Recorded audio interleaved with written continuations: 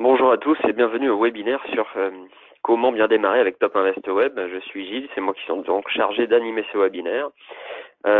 Et nous allons donc commencer ce webinaire par la première partie, puisqu'il y aura deux parties. La première partie, en fait, la partie dans laquelle nous allons voir comment réaliser une étude en utilisant le logiciel Top Invest Web.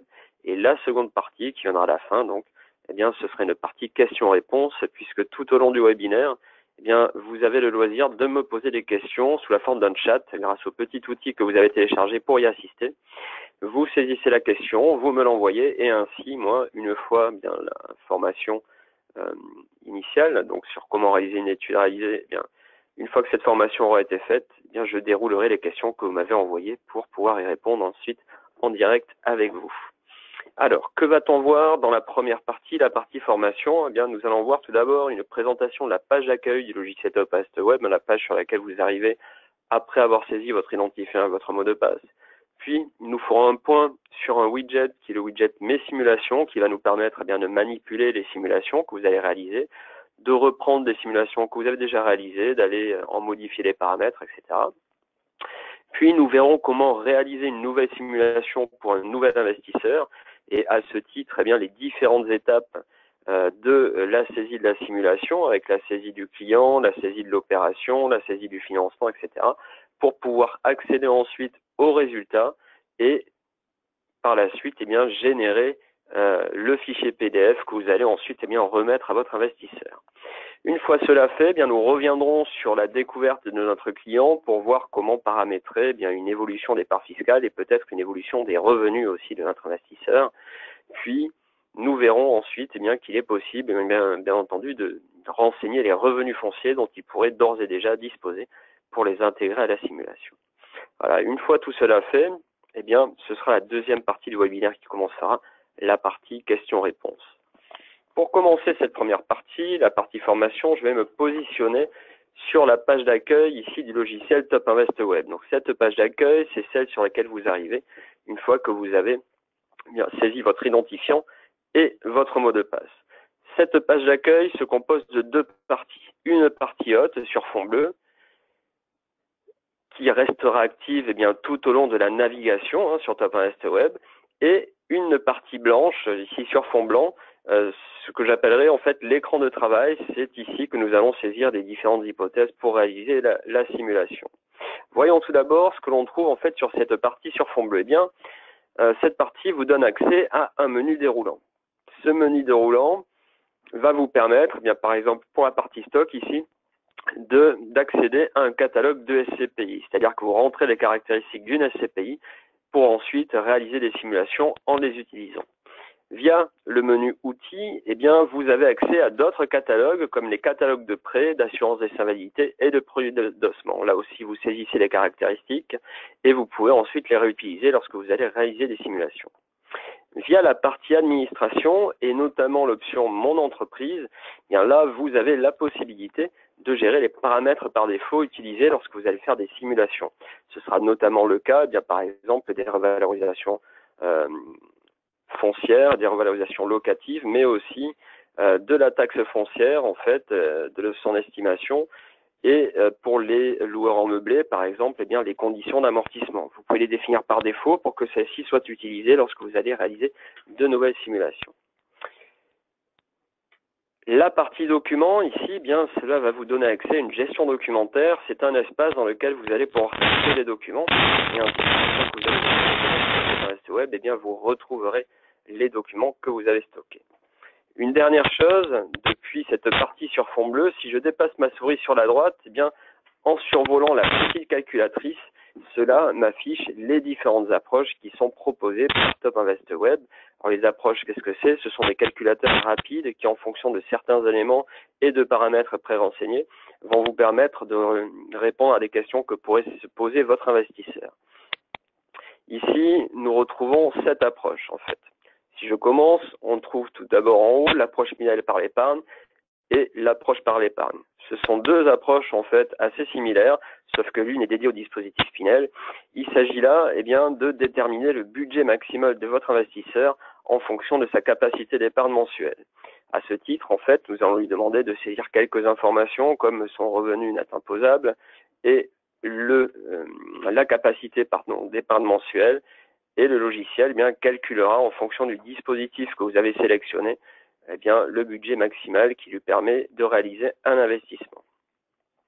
Dessous, nous retrouvons l'approche produit. Donc là, il s'agit de partir en fait des caractéristiques d'un bien immobilier et d'appliquer la fiscalité pour voir en fait et déterminer les chiffres clés de l'investissement, c'est-à-dire les économies d'impôt que réalisera votre investisseur, mais aussi le taux interne de rendement de la simulation et l'effort moyen mensuel nécessaire pour réaliser cet investissement. Sur la droite, nous trouvons le plafonnement des niches fiscales. Donc ça, c'est une petite calculatrice qui va vous permettre de déterminer si oui ou non votre investisseur est soumis au plafonnement des niches fiscales. Pour cela, nous allons vous demander de renseigner les différents avantages auxquels a droit votre investisseur et en fonction de cela, le logiciel calculera et appliquera les différents plafonds pour déterminer si oui ou non votre investisseur est soumis à ce fameux plafond des niches fiscales. Et si ce n'est pas le cas, nous vous indiquerons le montant restant avant de parvenir justement à ce fameux plafond des niches fiscales.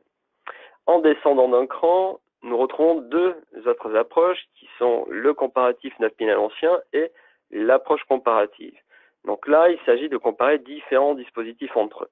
La première, comparatif 9000 à l'ancien, nous allons comparer un dispositif Pinel avec le régime commun, alors que dans l'approche comparative, nous allons vous permettre de comparer trois dispositifs entre eux.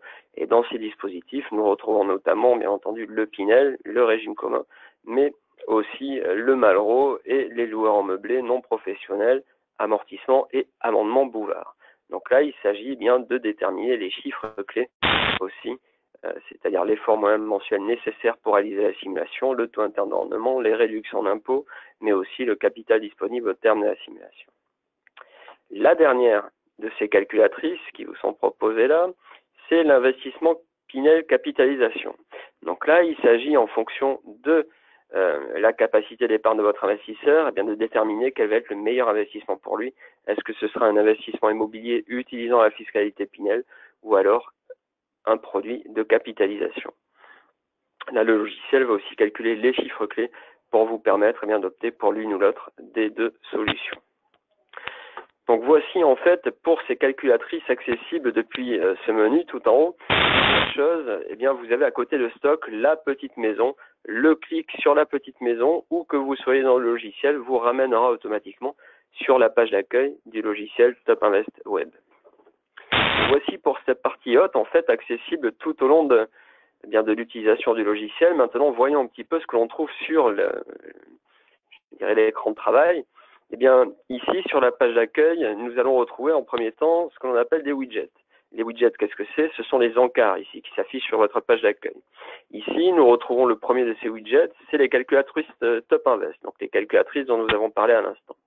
En descendant un petit peu dans la page, nous allons retrouver le widget Mes simulations expertes. C'est à partir de ce widget que nous allons créer de nouvelles simulations pour de nouveaux investisseurs, mais aussi reprendre des simulations pour peut-être aller les modifier. Nous allons pouvoir dupliquer des clients, dupliquer des simulations pour garder l'original et les modifier. Voilà, nous allons revenir de toute façon sur ce widget puisque ça sera à partir de là que nous allons réaliser notre nouvelle simulation. Sur la droite, vous retrouvez le widget ici, guide fiscaux Top Invest. Donc il s'agit ici de vous donner accès à des guides fiscaux explicatifs du dispositif dont traite le logiciel Top Invest. C'est pour ça que vous retrouvez notamment le Pinel, mais aussi le démembrement, le Malraux, le monument historique et les loueurs en meublé professionnels et non professionnels. Alors, si par hasard, le widget Mes simulations expertes ne s'affichait pas en fait sur votre page d'accueil, je vous invite à descendre tout en bas de la page et à aller cliquer en bas à gauche sur le lien Sélectionner les widgets affichés. Une fenêtre va alors s'afficher. Sélectionnez ensuite Mes simulations expertes, cliquez sur Valider et le widget apparaîtra sur votre page d'accueil. Une fois cela fait, chaque fois que vous allez vous reconnecter, vous retrouverez ce widget Mes simulations expertes sur votre page d'accueil. Alors revenons justement sur ce widget Mes simulations expertes pour voir un petit peu les possibilités qui nous sont données. Tout d'abord, ce widget Mes simulations expertes est composé de trois onglets. Le premier, mes dernières simulations vous affiche les clients pour lesquels vous avez dernièrement réalisé des simulations. Si votre client n'apparaît pas dans cette liste, eh bien vous pouvez passer par le deuxième onglet, l'onglet Ma recherche. En cliquant dessus, une saisie vous est proposée, indiquez les 3 premières lettres du nom de votre client. Le logiciel vous affiche une liste, sélectionnez celui qui vous intéresse dans la liste, et ainsi dessous vous retrouverez bien votre client et les simulations que vous avez réalisées pour lui. Le troisième onglet, qui est ici Nouvelle simulation, bien, nous permettra de créer une nouvelle simulation pour un nouvel investisseur. C'est par ici que nous allons passer par la suite.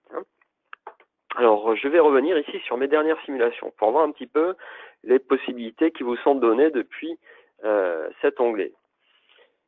Vous allez voir, en fait, et remarquer peut-être que chaque fois que je passe ici sur une ligne, le nom du client, le simulation, le nom de ma simulation, eh bien, sur la droite se trouve un lien plus d'action. Ce lien plus d'action va vous donner accès à un menu contextuel, c'est-à-dire qu'en fonction de l'endroit sur lequel vous vous trouvez, vous allez avoir droit de réaliser plus ou moins d'actions.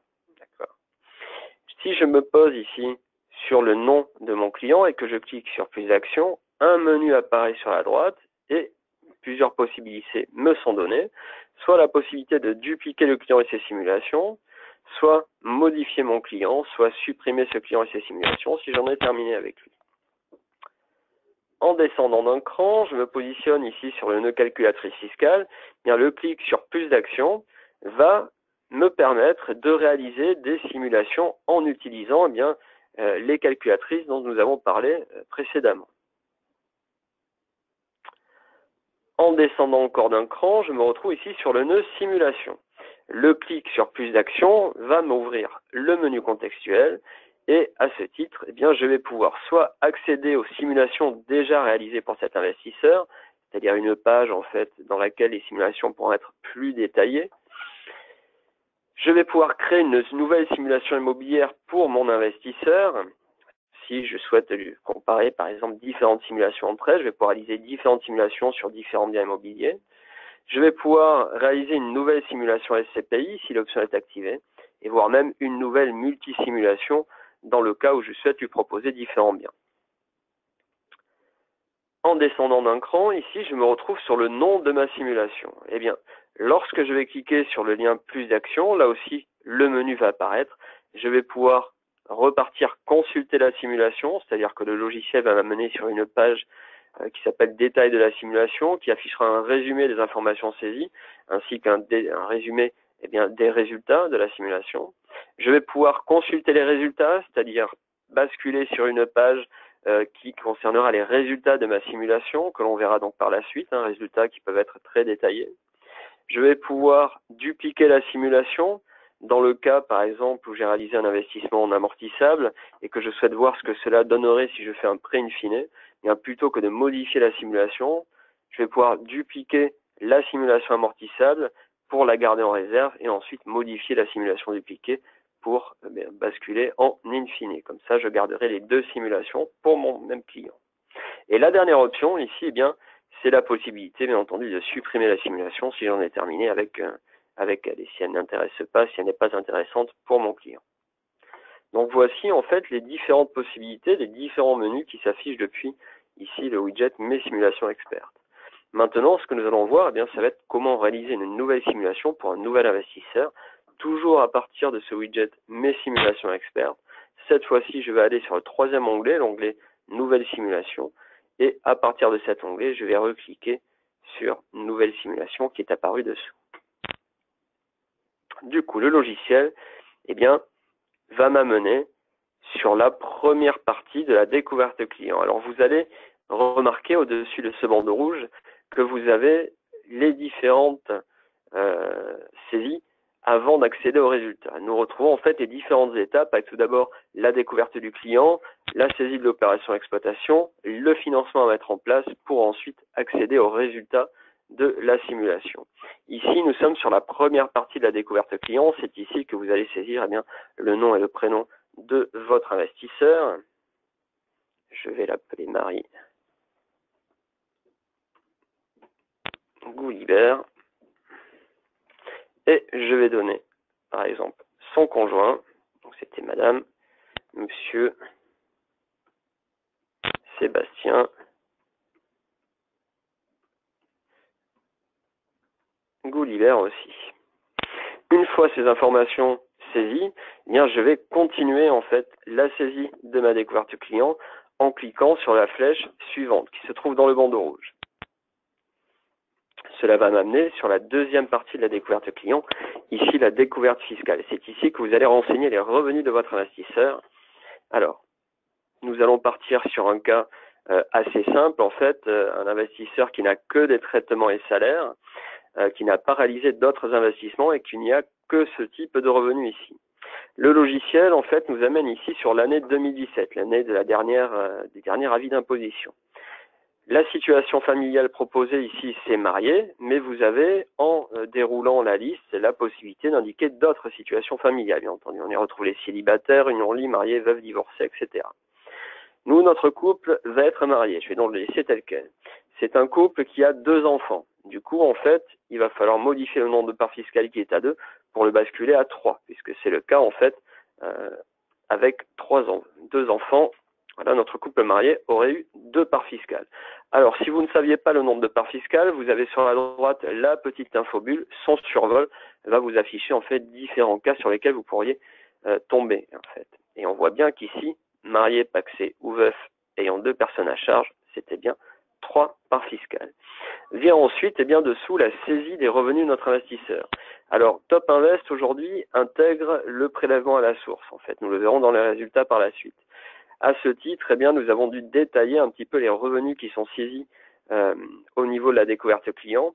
Et par défaut, bien, le logiciel vous propose la saisie des traitements et salaires avant déduction ou frais réels, puisqu'en fait, c'est sur cette base que sera calculé le montant du prélèvement. Donc ici, imaginons qu'ils aient 65 000 euros de salaire, je saisis donc les 65 000 euros. Automatiquement, dans ce cas-là, le logiciel appliquera la déduction de 10%. Bien entendu, si votre investisseur est soumis aux frais réels, à opter pour les frais réels, eh bien vous allez pouvoir saisir cela en cliquant sur ajouter une ligne et dans la ligne ajoutée, aller chercher tout en bas les frais réels. Il ne vous reste plus ensuite qu'à saisir le montant des frais réels. Je vais rester aux 10% de déduction, je vais donc supprimer la ligne frais réels et là, j'en ai terminé, je dirais, pour la saisie de la découverte de notre client. Je vais donc continuer la saisie de la simulation en cliquant sur la flèche suivante qui se trouve toujours dans le bandeau rouge. Là, le logiciel va nous amener sur la première partie de la saisie opération-exploitation. C'est ici que vous allez sélectionner la fiscalité à utiliser pour réaliser le nouvel investissement. Nous allons opter ici pour du Pinel, mais vous retrouvez bien entendu les différentes fiscalités dont traite ce logiciel et encore utilisable aujourd'hui pour réaliser de nouveaux investissements. On y trouve les Pinel, bien entendu Pinel Habitation, le monument historique, le Malraux, le régime commun et le démembrement ainsi que les loueurs meublés professionnels, non professionnels et amendement Bouvard. Je vais donc ici opter pour de Pinel. Je vais donner un nom à ma simulation. Je vais l'appeler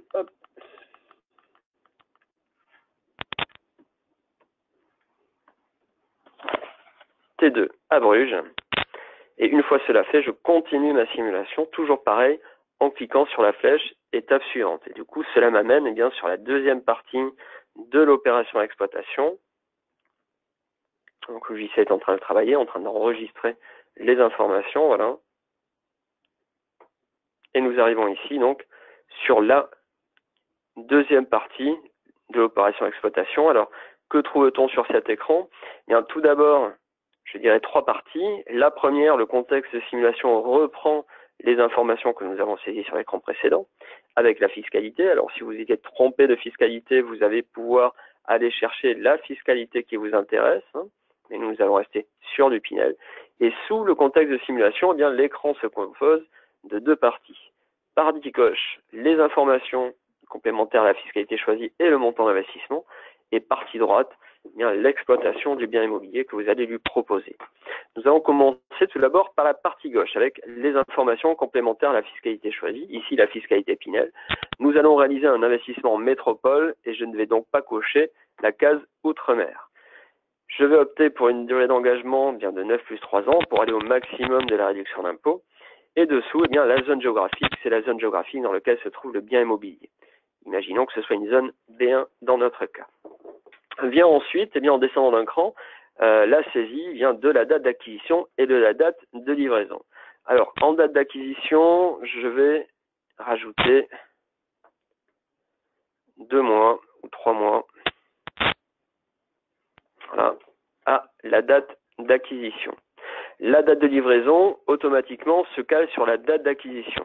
Mais comme nous allons lui proposer une opération en VFA, eh bien, je vais modifier cette date de livraison pour bien faire livrer le bien, par exemple, en 2020, un an plus tard. Dessous vient la saisie de la surface à prendre en compte. Alors, si vous la connaissez, je vous invite à la saisir directement.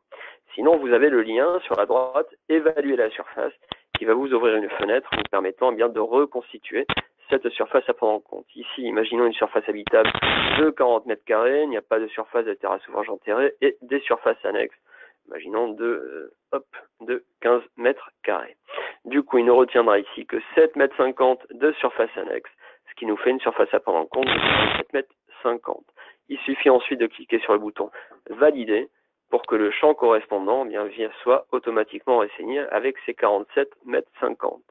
Je descends encore d'un cran et maintenant vient la saisie du montant de l'investissement, à commencer par le montant en Pinel. Eh bien, imaginons le montant de notre bien immobilier. Je vais partir sur un montant de bien immobilier de 220 000 euros. Dessous, vous est proposé la saisie d'un montant en régime commun. Alors pourquoi cette saisie? Eh bien, c'est dans le cadre où vous faites un bail séparé pour la partie stationnement. C'est ici qu'il faudra renseigner le montant du stationnement, puisque dans ce cas-là, il ne rentrera pas dans le montant de la réduction d'impôt Pinel. Donc nous allons passer outre. Et par contre, la dernière étape ici, eh bien, c'est la saisie des frais d'acte du bien. Donc frais d'acte du bien, si vous les connaissez, n'hésitez pas à les saisir. Sinon, vous avez au-dessus du montant Pinel le lien évaluer les frais qui va vous permettre d'ouvrir une petite fenêtre, sélectionner ensuite le département dans lequel se trouve le bien immobilier, cliquez sur calculer et ici le logiciel évalue les frais à 5 561 euros. Je clique sur valider, les frais d'acte du bien vont se renseigner automatiquement, voilà qui est fait, et dessous, le montant d'investissement total, lui, est maintenant de 225 561 euros. Alors à ce stade-là, nous en avons terminé avec la partie gauche. Nous allons pouvoir passer à la partie exploitation du bien immobilier, la partie droite de notre écran. À commencer tout en haut, eh bien, par la location du bien immobilier. La première chose qui vous est demandée, c'est la date initiale des locations. Alors automatiquement, elle a été calée sur la date de livraison. Maintenant, rien n'empêche de la faire commencer le mois suivant.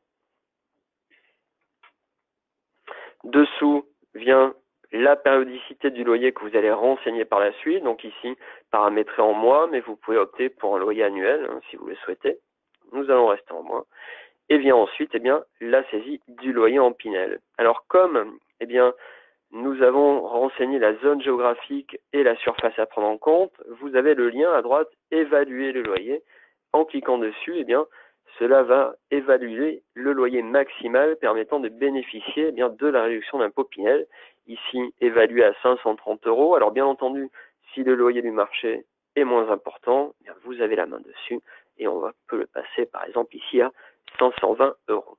Dessous, vous est donné la possibilité d'indiquer le loyer en régime commun. Donc ça, c'est le cas évoqué tout à l'heure. Si vous faites un bail séparé pour la partie stationnement, c'est ici qu'il faudra mettre le loyer relatif au stationnement et la valeur locative totale qui s'affiche dessous, et donc l'addition de ces deux loyers. Le logiciel propose de revaloriser le loyer à 1% par an. Bien entendu, vous avez la main sur cette revalorisation et en bout de cette phrase, vous avez un petit crayon modifié. En cliquant dessus, cela va vous ouvrir une petite fenêtre vous permettant de modifier la revalorisation locative pour par exemple la passer à 0,5 si vous le souhaitez. Une fois cela fait, vous cliquez sur valider, le logiciel va enregistrer cette modification et vous la faire apparaître ici dans la petite phrase qui correspond à la revalorisation locative. Donc là, nous sommes occupés de la partie loyer. Maintenant, nous allons descendre sur la partie charge. Alors ici, ce sont des charges non récupérables sur le locataire, bien entendu. Par défaut, le logiciel vous propose différentes charges. Il ne reste plus à ce moment-là qu'à renseigner en fait bien ces différentes charges avec l'assurance ici exprimée en pourcentage du loyer. Donc imaginons que ça représente 4% du loyer, les frais de gestion 5% du loyer et les charges de copropriété aussi pareil à 4% du loyer. Ces charges sont proposées et revalorisées de 1% par an. Alors là, c'est le même principe en fait que pour le loyer. Vous avez le petit crayon qui vous permet d'aller modifier cette revalorisation. Et dernière chose, au niveau des charges, eh bien, c'est le bloc correspondant à la taxe foncière qui ici est estimé à 100% de loyer mensuel et qui sera pris en compte à partir de la date de livraison. Alors, vous avez, pareil, le petit crayon en bout de la phrase qui va vous permettre eh bien, de modifier cette taxe foncière et peut-être de paramétrer une évolution de la taxe foncière. Pour cela, une fenêtre s'ouvre et là, 3 blocs apparaissent. Le premier va vous permettre eh bien, de déterminer comment sera estimée la taxe foncière. Si c'est en pourcentage du loyer mensuel, ça c'est la première option, ici à 100%. Ou alors, la deuxième option, la taxe foncière est estimée à. Là, vous saisissez directement le montant de la taxe foncière. Alors, moi, je vais opter pour une taxe foncière estimée en pourcentage du loyer mais par contre, plutôt que 100%, non, ce sera 120% du loyer. Dessous, il y a un bloc conditions d'exonération, puisqu'il est possible ici d'exonérer la taxe foncière pendant quelques années. Imaginons une exonération de 2 ans et de 45%. Voilà, donc il faut faire attention, puisque cela va dépendre des communes dans lesquelles se trouve le bien immobilier. Et la dernière chose, le dernier bloc ici, c'est la prise en compte eh bien, de cette taxe foncière. Alors comme nous sommes sur une opération au VFA, en effet ce sera la date de livraison, mais si vous aviez fait une opération dans l'ancien, eh bien ça aura été la date d'acquisition, bien entendu. Une fois ces informations saisies, vous cliquez sur Valider, le logiciel nous ramène sur la page Opération et aura automatiquement modifié la taxe foncière eh bien, pour prendre en compte ces modifications. Alors, là, nous en avons terminé avec les charges. Maintenant, descendant un petit peu plus bas dans cette page, eh bien, tout en bas se trouve un bloc vente. C'est à partir de ce bloc ici que vous allez pouvoir eh bien, déterminer la revalorisation du bien immobilier et aussi peut-être le cas échéant bien déterminer une vente du bien immobilier. Pour cela, bien le logiciel par défaut vous propose de conserver le bien immobilier durant toute la simulation et le revalorise à 1% par an. Vous avez le même principe que pour la taxe foncière ou pour la revalorisation des charges, bien le petit crayon. En cliquant sur ce petit crayon, le logiciel vous ouvre la fenêtre conditions de vente. C'est ici que vous allez pouvoir opter pour une vente ou non du bien immobilier. Par défaut, comme je vous l'ai dit, le bien est conservé durant toute la simulation. Si vous souhaitez intégrer une vente du bien immobilier, bien, il faudra opter pour la première option, la simulation intègre la vente. Et là, eh bien, le logiciel va avoir besoin d'un petit peu plus d'informations pour intégrer la vente. Tout d'abord, à quelle date sera vendu le bien immobilier? Alors, il vous propose en fait 3 possibilités. Les 2 premières, fin de l'engagement de location et fin de financement, seront calculées automatiquement par le logiciel. Et la 3e, date déterminée, eh bien, c'est à vous de spécifier la date à laquelle sera revendu le bien immobilier. Dessous, le deuxième bloc qui est apparu, c'est la détermination du prix de vente. Là, nous avons déterminé la date de la vente. Maintenant, à quel prix va être vendu le bien? Eh bien là, plusieurs possibilités vous sont données. Soit vous estimez, vous connaissez le prix de vente du bien immobilier, vous le saisissez directement, c'est la première option. Soit vous estimez qu'il va réaliser une plus-value, par exemple de 20%, là c'est la deuxième option, saisissez alors les 20%. Soit, eh bien, vous estimez que le bien sera revalorisé annuellement. Et dans ce cas-là, c'est la 3e option. Saisissez ensuite en bas bien, le pourcentage de revalorisation annuelle souhaité. Bon, dans notre cas, nous allons conserver le bien durant toute la simulation. Je vais donc opter pour la 2e option. Et le bien ici sera revalorisé à 1% par an. Je vais donc valider. Du coup, le logiciel nous ramène en fait sur cette saisie de l'opération exploitation en tenant compte des informations saisies.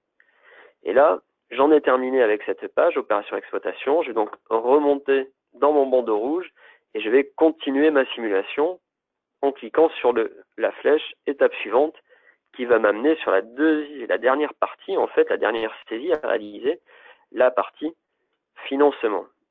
Alors, oui, hop, je me suis trompé, vous voyez, sur la date initiale des locations, en effet, c'était en 2020 et non pas en 2019. Donc, je clique sur l'étape suivante. Le logiciel va m'amener donc sur la dernière partie, la dernière saisie à réaliser ici, c'est-à-dire le plan de financement bien, de notre opération. Logiciel, ici, nous sommes sur le plan de financement. Nous avons tout d'abord un rappel du montant à financer, du total financé qui est à 0, puisque rien n'a été mis en place. Et dessous, un rappel de différents jalons, la date d'acquisition, la date de livraison et la date de location. Imaginons que notre investisseur ait un apport de 30 000 euros qu'il souhaite intégrer à l'opération. Eh bien, pour saisir cet apport, vous allez aller cliquer sur le lien « Ajouter une ligne de financement ». En cliquant sur ce lien, le logiciel vous affiche une fenêtre avec 3 possibilités, apport personnel, préamortissable ou prêt in fine. Sélectionnez alors apport personnel, cliquez sur valider et un bloc apparaît dans le plan de financement dessous. L'apport personnel. Par défaut, le logiciel s'est calé sur le reste à financer. Il faut donc modifier le montant de l'apport pour le passer ici à 30 000 euros. Et maintenant, eh bien, nous allons continuer ce plan de financement, mais cette fois-ci en ajoutant un prêt amortissable. Pour cela, je vais cliquer sur le lien « Ajouter une ligne de financement ». Là, pareil, la petite fenêtre apparaît. Je vais opter pour prêt amortissable. Je clique sur « Valider ». Et le logiciel va nous afficher, va nous ajouter un nouveau bloc. Alors pour le trouver, il va falloir descendre un petit peu dans la page, puisqu'il est rajouté sous le bloc apport personnel, ici le bloc prêt amortissable.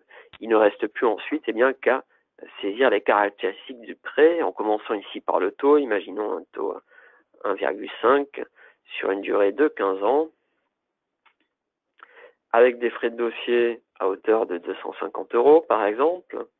La date de déblocage des fonds s'est calée au 1er février 2019, la date d'acquisition.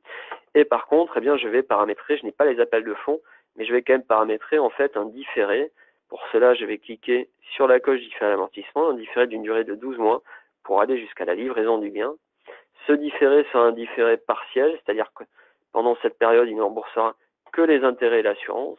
Et là, tel qu'est paramétré le prêt maintenant, eh bien, cette durée de différé est intégrée aux 15 ans que j'ai renseigné au tout début. Si je souhaite en fait que cette période soit rajoutée aux 15 ans d'amortissement, eh bien, je vais opter pour le différé et rajouter à la durée initiale du prêt. Je sélectionne cette case, ce qui nous fait que le prêt est maintenant sur 16 ans, mais avec une durée de différé de 12 mois et une durée de remboursement de 15 ans. Une fois cela fait, eh bien, je vais descendre d'un cran et je vais pouvoir passer à la saisie des frais de garantie. Donc par défaut, on vous propose les frais d'hypothèque, mais dans la liste déroulante, vous retrouvez d'autres frais qu'il est possible d'indiquer, caution crédit logement, PPD ou caution spécifique. Je vais rester sur des frais d'hypothèque. Si vous avez le montant, eh bien, saisissez-le directement dans la case montant. Sinon, vous avez sur la droite le lien évaluer les frais de garantie. En cliquant dessus, une fenêtre s'affiche. Sélectionnez alors, je dirais, le département. Ici, la Gironde. Cliquez sur calculer. Et les frais s'affichent à 2625 euros. Je clique ensuite sur le bouton valider pour que cela vienne renseigner mes frais de garantie, ce qui est fait, et je vais pouvoir passer à l'étape suivante sur la droite, l'assurance décès invalidité. Donc là, par défaut, le logiciel me propose une assurance à 3 euros par 10 000. Bien entendu, vous avez la possibilité d'indiquer d'autres types d'assurance en pourcentage sur le capital initial, en pourcentage sur le capital restant dû par exemple. Je reste ici sur mon assurance à 3 euros par 10 000. Et dernière étape, eh bien, en descendant, vous avez le bloc calculer résultat. Donc là, le montant emprunté s'était calé sur le reste à financer. Maintenant, comme nous avons ajouté des frais de garantie et des frais de dossier, je vais cliquer sur la double flèche qui se trouve devant pour rééquilibrer voilà, le reste à financer et prendre le reste à financer. Donc ici, qui est maintenant de 198 436 euros. Il ne me reste plus qu'à calculer la mensualité. Et une fois cela fait, eh bien, le logiciel va nous afficher 2 mensualités. La première mensualité, la mensualité HA, hors assurance, ici de 248 euros, et la mensualité AC, assurance comprise. Alors, attention, puisqu'ici, les mensualités peuvent paraître faibles. En effet, c'est la première mensualité du prêt qui est affichée. Et dans notre cas, eh bien, cette première mensualité correspond au différé d'amortissement que nous avons paramétré. Du coup, on ne trouve ici que des intérêts et de l'assurance. Pour vérifier que le prêt se comporte normalement, eh bien, vous avez le lien accéder au tableau d'amortissement. En cliquant dessus, le logiciel va vous ouvrir une petite fenêtre voilà, qui vous affiche le tableau d'amortissement. Cliquez sur la présentation mensuelle, par exemple, et là, nous allons bien voir que pendant les 12 premiers mois, en effet, il n'y a pas de capital amorti, Par contre, à partir du 13e mois, eh bien, l'échéance augmente. Elle passe de 307 euros à 1291 euros puisqu'on commence à amortir du capital. Voilà. Pour quitter cette fenêtre, vous cliquez sur fermer et nous voilà de retour en fait au plan de financement. Donc là, nous allons terminer avec sa saisie. Je vais donc remonter ici jusqu'à mon bandeau rouge et cette fois-ci, je vais faire étape suivante, ce qui va faire que le logiciel va enregistrer ces informations et lancer les calculs de la simulation sur la durée du financement. Par défaut, la durée de simulation va jusqu'au terme du financement. Donc nous voici ici sur la page dédiée aux résultats de la simulation. Pour mon client, Monsieur Goulibert-Marie, Madame Goulibert et Monsieur Goulibert-Sébastien, pardon. Pour la simulation T2 Bruges. Que trouve-t-on sur cette page?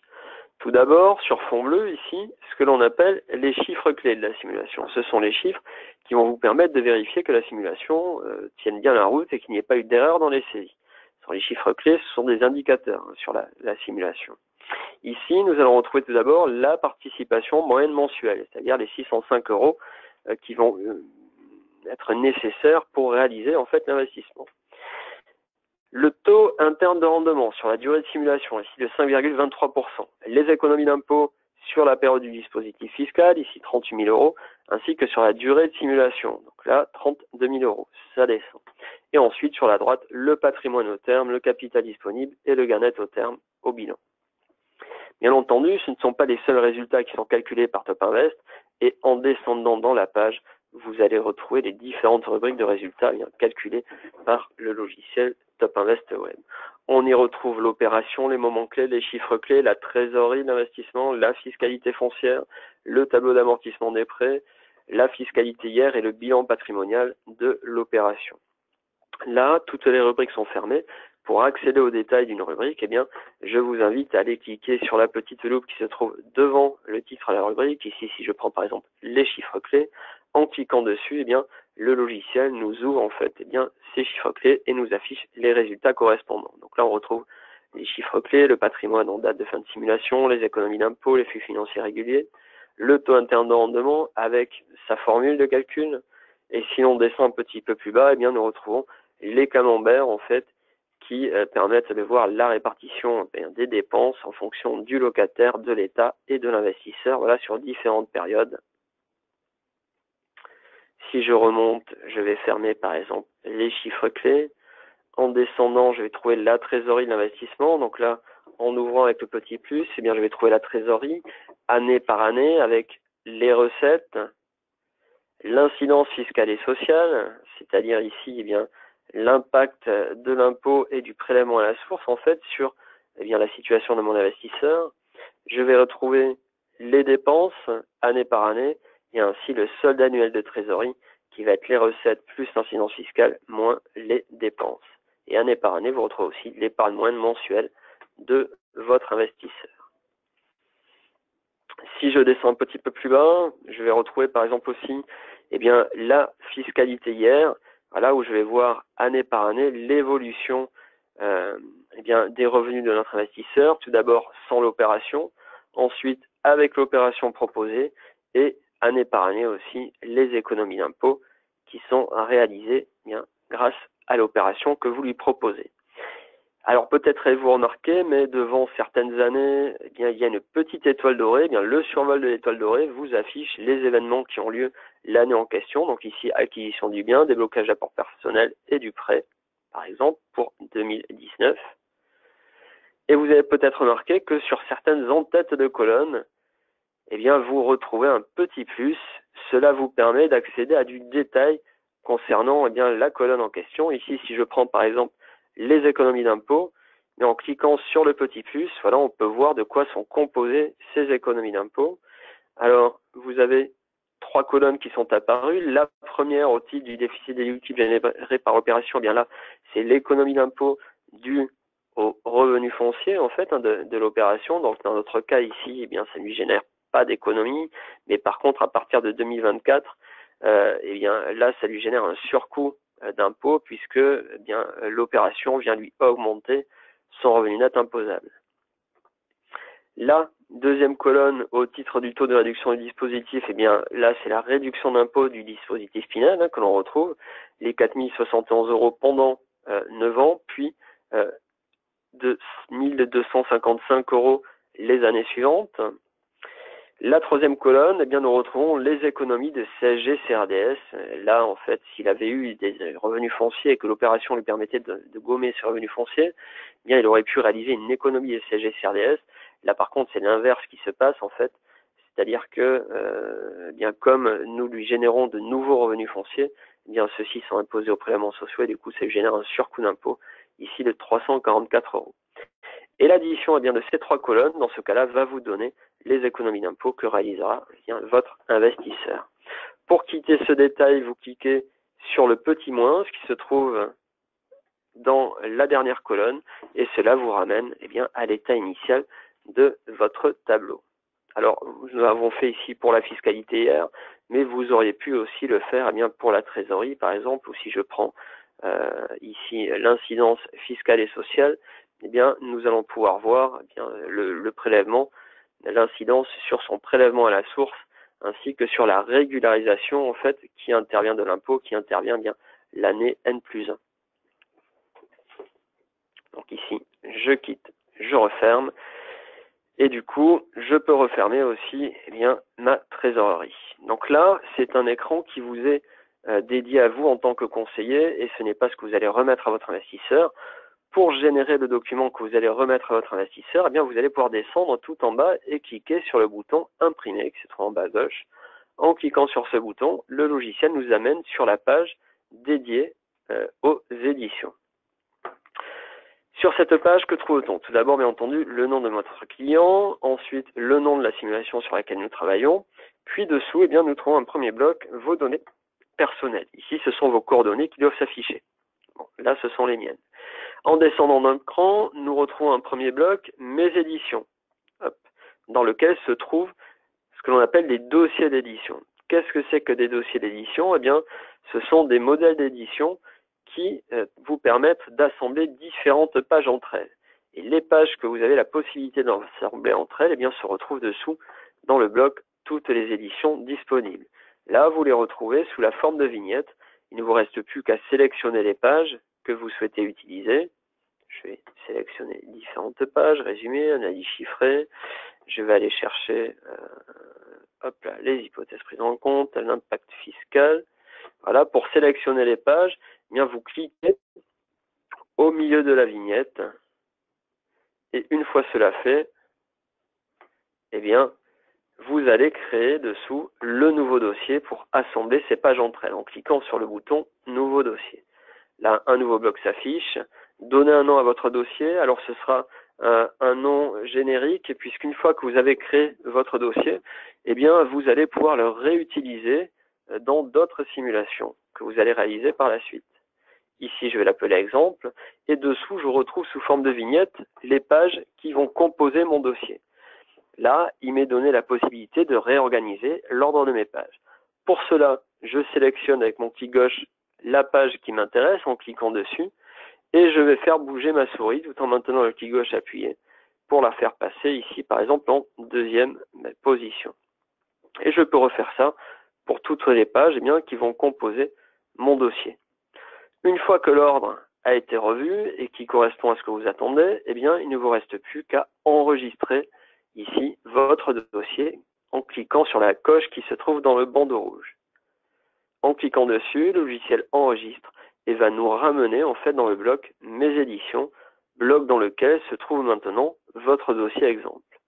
Pour générer le fichier PDF, on va cliquer sur exemple, on va le cocher et ensuite tout en bas à droite, allez cliquer sur le bouton imprimer. Ce qui fait que le logiciel prendra les pages qui vous intéressent, qui sont dans l'exemple, prendra les résultats de la simulation et compilera tout ça pour générer le fichier PDF correspondant à votre étude. Donc là, voilà qui est fait. Une fois que ce fichier PDF est disponible, il apparaît dans la barre de téléchargement de votre navigateur, ce qui est apparu tout en bas à gauche pour moi. Pour l'ouvrir, il nous suffit de cliquer dessus. Et là, dans mon cas, le fichier va s'afficher dans un nouvel onglet de mon navigateur. Ici, je vais le réduire un peu. Et que trouve-t-on dans ce que j'ai sélectionné? Tout d'abord, l'étude, la page de garde personnalisée, où je retrouve le nom de mon client et mes coordonnées à moi en tant que conseiller. En descendant d'un cran, j'avais sélectionné une page hypothèse de simulation, dans laquelle je retrouve la situation actuelle de mon investisseur. Il était marié, 3 parts, 58 500 € de revenus net imposables. Je vous le rappelle, on a enlevé automatiquement les 10% déductibles. Dessous, votre investissement. Le bloc exploitation en Pinel, l'exploitation du bien immobilier en Pinel. Et dessous, le financement à mettre en place pour réaliser cet investissement. Si je descends un petit peu plus bas, je vais trouver une page ici qui s'appelle Moment clé, qui va nous rafficher, qui va nous donner en fait les différents événements qui vont intervenir dans la réalisation d'investissement. En descendant plus bas, je trouve une page qui est résumé de l'étude, qui va faire un point sur la période d'avantage fiscal et au terme de la simulation. Alors un point en termes d'économie d'impôt, en termes d'épargne mensuelle moyenne et de capital disponible. En descendant un petit peu plus bas, je trouve la page analyse chiffrée des résultats qui reprend les dépenses mensuelles moyennes, les recettes mensuelles moyennes et vous donne l'épargne moyenne mensuelle pour réaliser l'investissement, ainsi que le taux interne de rendement et le camembert de répartition des dépenses pour voir en fait la part de l'État, du locataire et de l'investisseur dans le financement des dépenses. En descendant, je trouve la page trésorerie des flux réguliers qui reprend les ressources, les emplois, le solde annuel. Et un petit peu plus bas, en dernière page, il s'agissait de l'impact fiscal, où je vois les 3 leviers qui permettent soit de bénéficier de l'économie d'impôt, soit de surcoût d'impôt. Voilà, donc peut-être avez-vous remarqué que sur ces différentes pages, vous avez en haut à gauche un logo Top Invest qui s'affiche. Alors ça, c'est une place qui est réservée à votre logo. Et si ce n'est déjà fait, je vous invite à envoyer votre logo au service client, dont je vous donnerai les coordonnées à la fin du webinaire. Voilà, puisque c'est votre chargé de clientèle qui se chargera justement de rajouter votre logo à vos simulations. Bien entendu, à la place ici d'IDsoft Formation, c'est votre société qui apparaît. Et à la place de Monsieur Magningier, c'est votre nom à vous en tant que conseiller qui doit apparaître. Voilà, à partir d'ici, vous avez la possibilité soit d'enregistrer ce fichier PDF pour ensuite l'envoyer par mail à votre investisseur, soit de l'imprimer pour lui remettre cette simulation sous forme papier. Pour quitter cet aperçu, moi je vais refermer ici la fenêtre de mon navigateur. Du coup, cela me ramène sur la page dédiée à l'édition. Et depuis cette page, plusieurs possibilités me sont données. Je vais pouvoir soit accéder à la liste des simulations de mon client, soit à revenir dans le détail de la simulation, soit revenir au résultat de la simulation, la page sur laquelle nous étions précédemment. Écoutez, dans ce cas-là, ce que je vais faire, moi, ça va être revenir à l'accueil de mon logiciel Top Invest Web. Pour cela, je vais aller tout en haut à gauche, cliquer sur la petite maison. Cela va me ramener sur la page d'accueil du logiciel Top Invest Web. Et à ce stade-là, nous allons pouvoir passer à la suite.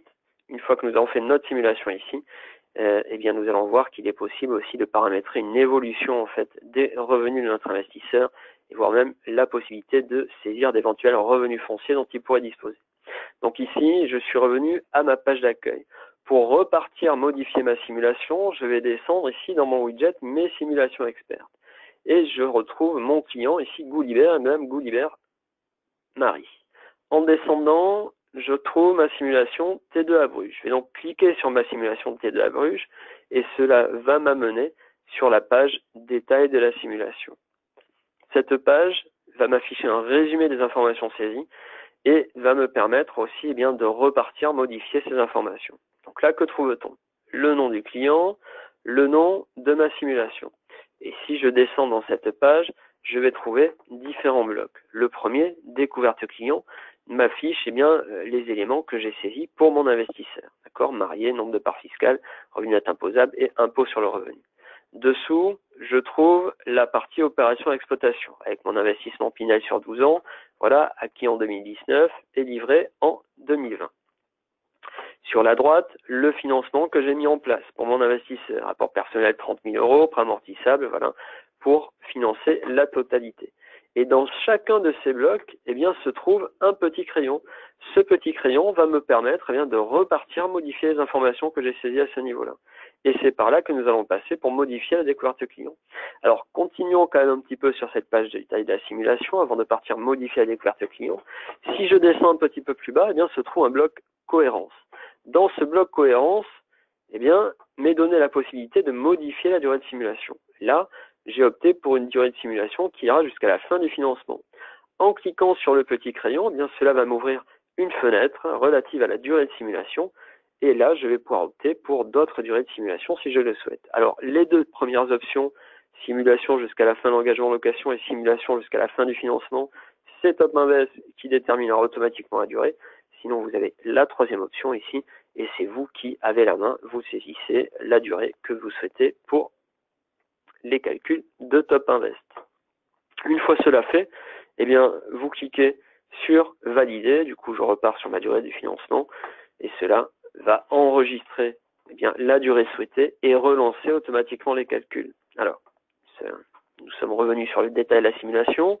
Je vous dis tout d'abord les blocs découverte client, opération exploitation, financement et adossement qui vous affichent les résumés et à partir desquels vous pouvez repartir modifier ces informations. En descendant le bloc cohérence qui vous permet de modifier la durée de simulation. Et si je descends un petit peu plus bas à gauche, s'affiche un bloc résultat qui vous affiche ici les chiffres clés de la simulation donc que nous avons vu sur l'écran précédent. Depuis ce bloc résultat, soit vous partez grâce à la petite loupe sur la page dédiée aux résultats, soit grâce à la petite imprimante, vous accédez directement à la page dédiée aux résultats de la simulation. Voici en fait ce que vous permet cette page détail de la simulation. Alors nous, maintenant, ce qui va nous intéresser, ça va être d'aller modifier les revenus de notre investisseur pour paramétrer, par exemple, une évolution de ses revenus. Imaginons que, en 2022, un des enfants quitte le foyer fiscal et qu'en 2032, notre investisseur parte à la retraite et que le deuxième enfant, quitte le foyer fiscal aussi. Comment faire pour saisir ces deux évolutions? C'est ce que nous allons voir. Je vais donc aller dans découverte client, cliquer sur le crayon modifier et le logiciel va m'amener sur la découverte que j'ai réalisée ici pour mon investisseur. Donc là, nous avions saisi les revenus relatifs à l'année 2017 avec des traitements et salaires avant déduction de 65 000 euros. Là, nous allons paramétrer la première évolution, le départ de l'enfant, du premier enfant du foyer fiscal en 2022. Pour faire cela, je vais aller sous le bloc année. Vous avez sur la droite une phrase qui s'affiche. Si vous voulez simuler une évolution de la situation de votre client, cliquez ici. Je vais ici cliquer sur le lien ici. Cela va m'ajouter un nouveau bloc année. Par défaut, il me propose 2018. Je vais donc saisir 2022. La situation familiale ne change pas, le revenu non plus, c'est le nombre de parts fiscales qui va changer. De 3, je vais le faire passer à 2,5. Et je laisse les traitements et salaires hors déduction à l'identique, puisque eux ne varient pas. Donc là, je viens de paramétrer la première évolution, en fait, le départ du foyer fiscal du premier enfant.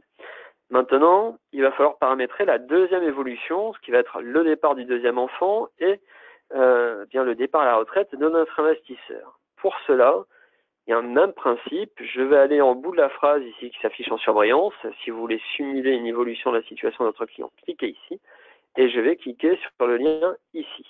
Du coup, le logiciel m'affiche une nouvelle année dessous. Là, cette fois-ci, je vais opter non pas pour 2023, mais pour 2032. Notre investisseur sera toujours marié. Son nom de part fiscale, par contre, passera à 2 dans notre cas. Les traitements et salaires, eux, vont baisser pour les passer, par exemple, à 25 000.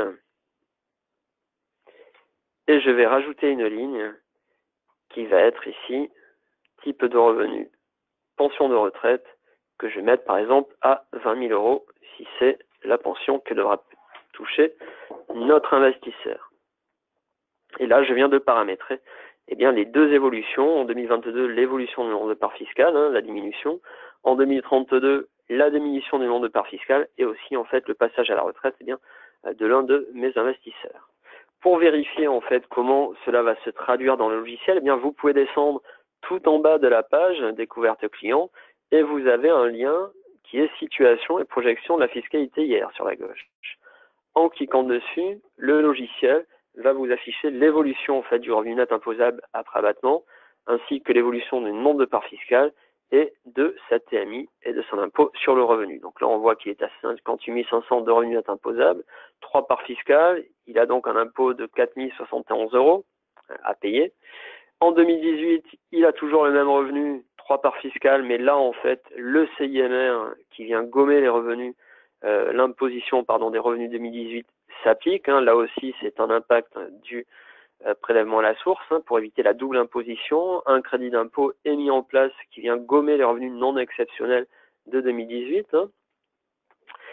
En 2019, cela recommence, 58 500, toujours 3 parts fiscales, jusqu'en 2022, où là, il a toujours le même revenu net imposable. Par contre, le nombre de parts fiscales diminue, ce qui fait que son impôt sur le revenu, lui, par contre, augmente pour passer à 4 757 €.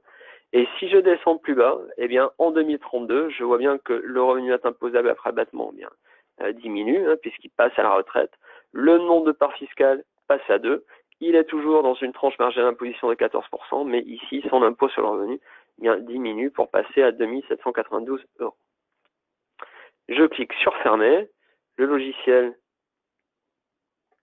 me ramène sur la découverte client et cette fois-ci, je vais aller dans le bandeau rouge et je vais aller cliquer sur la coche pour enregistrer ces informations et revenir sur la page détail de la simulation. Je pourrais opter aussi pour la flèche suivante, mais cela m'amènerait sur la saisie de l'opération et de l'exploitation. Donc là, moi, ce qui m'intéresse, c'est de revenir sur la page détail de la simulation. Je clique sur la coche, le logiciel va enregistrer ces informations et me ramener sur la page détail de la simulation, à partir de laquelle les résultats vont être automatiquement recalculés pour tenir compte de la nouvelle situation de notre investisseur. Donc là, nous avons vu en fait qu'il était possible de paramétrer une évolution des revenus de notre investisseur. Nous allons voir maintenant qu'il est possible aussi de paramétrer les revenus fonciers dont disposerait notre investisseur. Pour cela, on remonte dans la page détail de la simulation. Je vais aller dans le bloc découverte client, cliquer sur le petit crayon qui se trouve sur la droite. Le logiciel va nous amener sur la découverte client. Donc là, je retrouve l'évolution des revenus des traitements et salaires que j'ai paramétrés. Et en descendant un petit peu plus bas, le logiciel me pose des questions et notamment, avez-vous des revenus fonciers? Si tel est le cas, il faut donc répondre oui. Et là, nous avons besoin d'un petit peu plus d'informations. Est-il en situation de bénéfice foncier ou de déficit foncier? Si c'est du bénéfice, vous pouvez directement saisir le montant tel qu'il figure sur l'avis d'imposition. Sinon, si c'est du déficit, vous avez la possibilité de reconstituer. Il va falloir reconstituer ces déficits. Et pour cela, un tableau est apparu dessous, vous demandant la saisie du détail des revenus locatifs, amortissements, abattements, etc. Donc là, imaginons qu'il y ait des revenus locatifs, des loyers à 7 500 €, qu'il ait réalisé un investissement, je ne sais pas, en Borloo ou en Robien, et qu'il ait encore des amortissements. Je saisis donc 3 000 € d'amortissement. Les abattements, ça aurait pu être dans le cas où il est fait un cellier et qui bénéficie à ce titre-là d'abattement sur ses loyers. Vient ensuite les charges déductibles, alors là qui ont été éclatées en deux parties, les charges déductibles plafonnées et les charges déductibles non plafonnées. Alors pourquoi? La colonne E, charges déductibles non plafonnées, est à utiliser pour les investissements en monuments historiques, puisque dans ce cas-là, ces charges-là permettent de dépasser le plafond de 10 700 € de déduction du revenu global. Donc ici, dans notre cas, ça n'était pas du monument historique. Je vais donc mettre les charges déductibles dans les charges déductibles plafonnées, la colonne D, et ensuite, la saisie des intérêts assurances. Alors là, pareil, ils ont été scindés en deux, puisque dans le cas des monuments historiques, qui est la colonne G, ces intérêts assurances sont déductibles dans l'année. Alors que pour les autres cas, les intérêts assurances permettent de générer un déficit, mais ils ne sont pas imputables en fait dans l'année. Alors, ici, si vous avez le tableau d'amortissement du prêt de votre investisseur ou des prêts de votre investisseur, vous avez la possibilité de saisir les intérêts assurances et de rajouter à chaque fois une ligne, une année pour paramétrer l'évolution des intérêts assurances. Sinon, le logiciel va vous permettre de reconstituer les financements en cours pour votre investisseur. Pour cela, il va falloir cliquer sur le lien « Cliquez ici » qui se trouve en dessous de la phrase en surbrillance. En cliquant dessus, le logiciel va vous demander quel type de financement vous souhaitez rajouter. Est-ce que ce sera un prêt amortissable, un prêt in fine? Donc imaginons que ce soit un prêt amortissable dans notre cas. Je clique sur valider. Le logiciel vous amène sur la saisie du prêt tel que nous l'avons vu précédemment dans le plan de financement. Donc ici, on va mettre son taux, imaginons 4%, c'était sur 15 ans à l'époque. La date de déblocage des fonds, c'était en 2008. Voilà, les frais de garantie, bon, peu importe, dans notre cas, il avait une assurance de 3 € par 10 000 et le montant emprunté était de 165 000 €. Je calcule ici la mensualité du prêt, je vérifie bien entendu qu'elle corresponde bien à ce que paie mon investisseur, et si tel est le cas, je vais enregistrer mon financement avec la coche, ce qui va me ramener sur la découverte client. Donc il va falloir descendre un petit peu pour revenir dans la saisie du revenu foncier. Et là, je vois qu'au-dessus de mon tableau, j'ai un prêt amortissable ici qui a été rajouté et que ma colonne F, intérêt assurance, est grisée et a été renseignée automatiquement grâce aux intérêts reconstitués par la saisie de mon prêt. Donc pour voir un petit peu comment se comporte ce tableau, l'évolution, vous avez le lien projection des revenus et déficits fonciers. Et là, on va pouvoir voir que les revenus locatifs, amortissement, abattement, tout ça suit leur évolution et que les intérêts, eux, par contre, sont bien dégressifs pour s'éteindre en 2023 à la fin du prêt. Je clique sur fermer, du coup on revient ici à la saisie, la découverte client, et je vais enregistrer ma découverte client, toujours pareil, à l'aide de la coche qui se trouve dans le bandeau rouge. Du coup, cela va m'amener sur la page détail de la simulation, page à partir de laquelle sont relancés les calculs pour tenir compte de la nouvelle situation de notre investisseur. Voilà, écoutez, nous arrivons au terme de la partie formation. Nous avons vu tout d'abord la page d'accueil du logiciel Top Invest Web et le widget Mes simulations qui nous permet de justement manipuler les simulations. Nous avons ensuite réalisé une simulation un investisseur. Nous avons vu les différentes étapes, financement à mettre en place. Nous avons accédé aux résultats de la simulation et ensuite à la page générée, le fichier que vous allez remettre. Fait, nous sommes revenus sur la page d'accueil, qui modifie la simulation. C'est bien une fonction des revenus de notre investisseur et des revenus disposés. Nous sommes au terme de cette partie formation. Je vais donc regarder maintenant les questions qui auraient été posées de ce webinaire. Alors, je regarde la question que vous...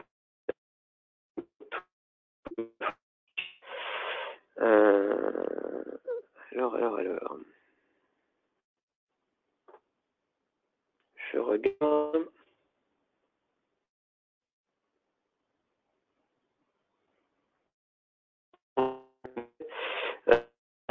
Relation avec des SCPI allemandes. Non. Parce qu'en fait, on ne traite que de la fiscalité française.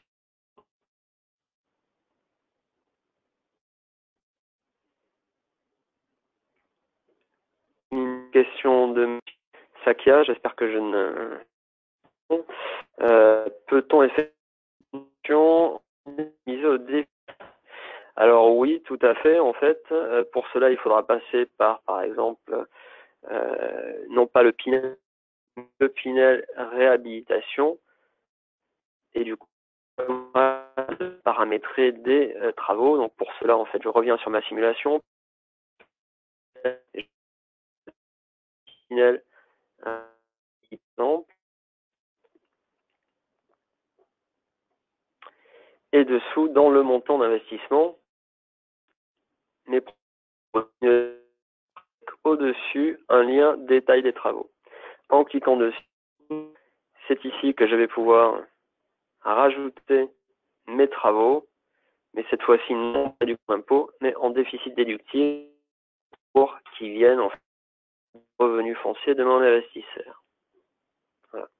En validant ainsi, c'est comme ça que vous avez une simulation en au déficit.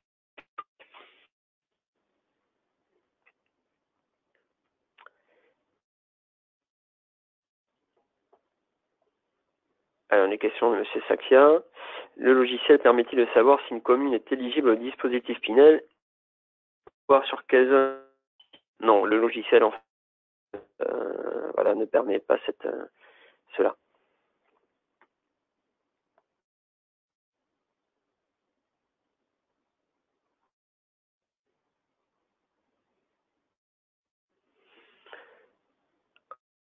Monsieur Drévy, est-il possible de tenir compte d'une moindre du prix de vente du bien? Alors, oui, mais la manipulation peut être bien lors de la vente ici. Si vous dites que le bien est conservé, dans le bloc vente, la possibilité, comme je vous l'ai montré tout à l'heure, d'intégrer la vente du bien immobilier. Bien, dans ce cas, dans le bloc détermination du prix de vente, le prix de vente est connu et en faire le montant directement. Du coup, il utilisera ce montant comme prix de vente du bien immobilier. C'est ainsi que vous allez pouvoir intégrer les moins-values.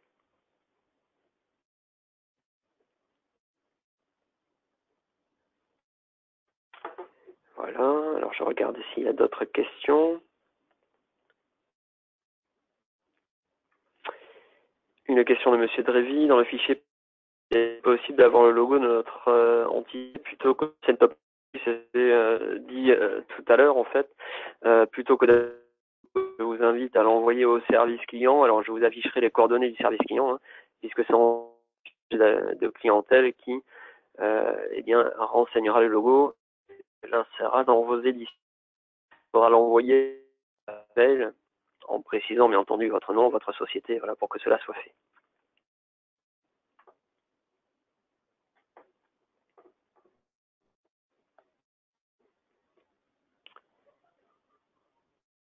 Madame Musan, le prix de parking est toujours dans le prix global de Empire sur votre logiciel, le coût hors parking. Alors non en fait, c'est-à-dire que parking dans le commun dans le cadre où vous faites en fait un bail séparé pour s'il n'y a pas de bail séparé, le montant final.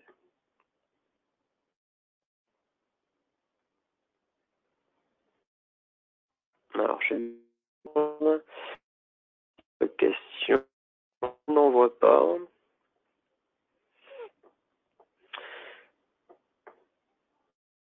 Alors, je vais vous donner les coordonnées du service client, hein, au cas où vous ayez des questions qui vous viennent par la suite. Coordonnées du service client, voilà, qui vont s'afficher sur votre écran. Le service client est joignable du lundi au vendredi de 9h30 à 12h30 et de 14h à 18h. Voilà, soit au numéro qui s'affiche 68, soit par courriel à service client @. Du reste, c'est à cette adresse-là qu'il faudra envoyer votre logo pour qu'il soit intégré au logiciel. Du reste, je regarde.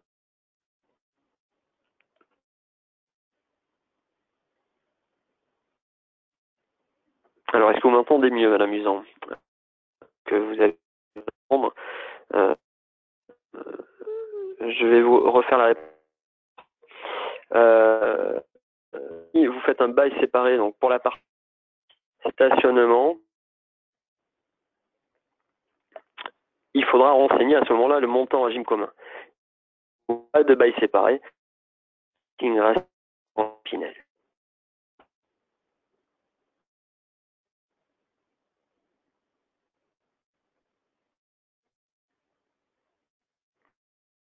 Mais écoute, je ne vois pas. S'il n'y a pas d'autres questions, ainsi que va se terminer le webinaire sur l'utilisation de Top Invest Web. J'espère avoir été suffisamment bénéfique l'utilisation de Top Invest. Merci pour votre présence et vous souhaiter un bon après-midi. Au revoir.